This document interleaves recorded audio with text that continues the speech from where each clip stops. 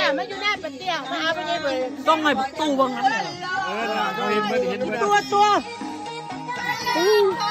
ไอ้กินข้าวหน้าปะเตี้ยแล้วบอกบังกองแล้วบอกบังมาบอกบังมาหาบอกเลยมากินจังเลยเลยค่อยเนี่ยปวดแล้วกินน้ำตัวเดี๋ยวต้องไปบังบังโอ้ยสองบังตัวจะแตกก่อนน้องบอกต้องรถที่ก่อนน้องก็เจ้านะเอิญน้องก็มากินแน่แม่รักเดียวบ้างเอ้ยไปพยัญชนะก่อนยังมี